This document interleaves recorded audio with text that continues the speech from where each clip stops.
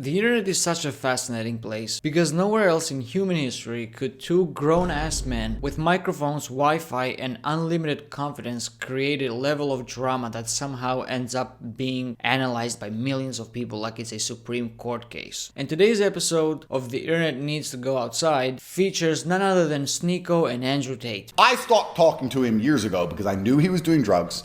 I knew he was gay. I knew he was going to be SM Club. Now, whenever these two names appear in the same sentence, you already know three things are about to happen. Number one, Twitter is going to explode. Number two, YouTube commentary channels are about to pay their rent. And three, the comment section is about to look like the Roman Empire collapsing in real time. A few years ago, there was a streamer, I think everybody knows who I'm talking about, who was obsessed with me. If I got a girl's number on Fresh and Fit, he tried to do the same thing. Every single thing I did, he copied verbatim. He tried to be me, literally be me. He was obsessed with me. And I thought he just wanted to be famous, and that turned out to be a homosexual obsession. He started telling me that he had this cuck thing that was exposed. He had this big cuck scandal, and he asked me what I think about cucking and if it's normal to explore your sexuality and if I've ever tried it. And I said, look, I'm older than you, bro, and I've never tried that. I don't think that's normal. So let's talk about what actually happened, why the internet is losing its mind again, and why this entire situation is somehow both incredibly serious and incredibly stupid at the same time. Now, if you've been on the internet for more than 10 minutes, you probably know who these two people are. Sneako is basically the guy who went from making thoughtful commentary videos years ago to somehow becoming the human embodiment of a Twitter argument. Meanwhile, Andrew Tate is the only person on the internet who can say literally anything and somehow trend globally within 5 minutes. The man could tweet, "Drink water," and somehow it would turn into a 72-hour debate about masculinity, capitalism, the Matrix, and why sparkling water is a government conspiracy. Tate is basically the final boss of internet controversy. Every time he opens his mouth, the algorithm just goes, "Oh great, here we go again." And to be fair, Tate has mastered the internet better than anyone else. Half of the things he says sounds like they were written by a motivational speaker who just discovered energy drinks. Wake up at 4 a.m., work harder than everybody else, become a billionaire, conquer the Matrix. Bro, I'm just trying to survive until Friday. And then he starts saying, isn't it normal just to try new things? Don't you think it's normal to be curious? How do you know if you're really gay or not unless you've tried being gay? And then I realized he was coming on to me. And when I realized he was coming on to me, I thought the best thing I can do is just not talk to him anymore.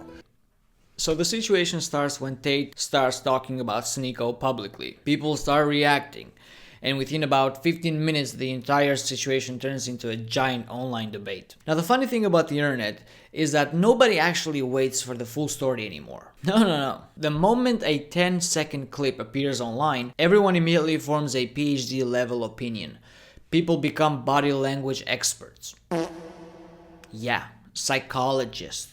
Internet detectives. I swear, if this drama lasted another week, someone would have started analyzing Andrew Tate's sunglasses like they contain secret government information. Notice how the reflection in his glasses shows a chair? Clearly, this proves everything. Notice how the painting behind him is slightly tilted. Clearly, this indicates emotional instability.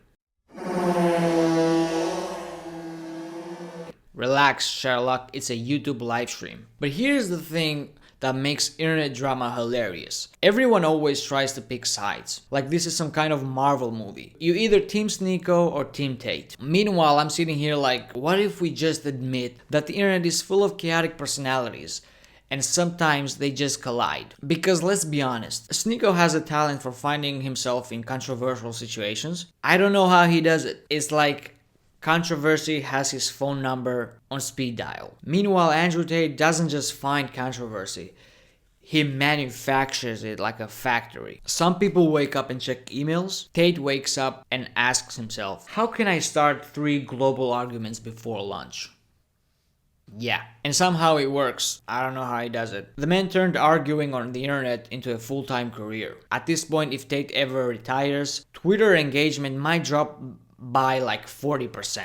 I know what he's going to bring up. I already know what the tactic is to be. These people are easy to read. I didn't want to address it on stream. I'm going to address it before it happens. Maybe people will clip it up. What he's going to do, he's going to bring up clips from a podcast from like 5-6 years ago where I was a stand-up comedian at the time and we were joking and on streams joking, but like when I was like 14, yeah, I thought I was gay. I watched gay porn.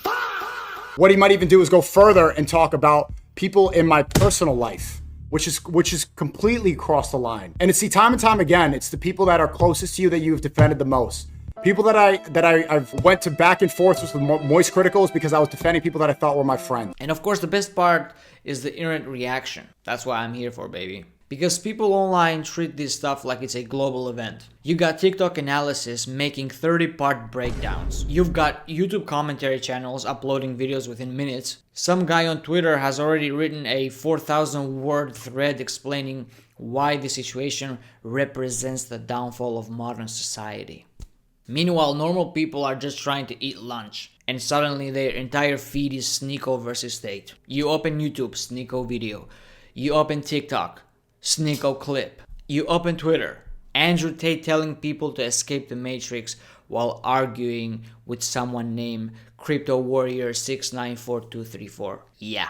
At this point, the algorithm has decided that this is your personality now. Congratulations. Since then, he has mentioned me every single day in every single stream he does. Andrew Tate wore a gambling t-shirt. Andrew Tate drove a car. Andrew Tate drunk coffee. Andrew Tate this. Andrew Tate that. He is obsessed with me. And if you see the way he talks about me, you can see in his eyes. It's not because he is morally superior. It's not because he just wants clicks. It's a homosexual rage which is suppressed. Guys, watch him do it and look in his eyes while he does it. It is a suppressed homosexual rage. He is enraged. Now he's Muslim LARPing. He's Islam LARPing. Constantly LARPing about Islam while being gay in private and taking drugs in private. As opposed to me, who keeps my faith private and my internet. He keeps his faith on the internet, and in his private life is completely haram. So we can discuss which one of us is the real Muslim if we want to have that conversation. Look, but jokes aside, situations like this say a lot about internet culture. Because the internet today runs almost entirely on controversy. Drama spreads faster than information. We all know that. Arguments spread faster than facts. And the louder something is, the more attention it gets. Am I making sense? Which is exactly why situations like this blow up so quickly. It's not even about who's right or wrong half the time. I mean, these dudes are like 40.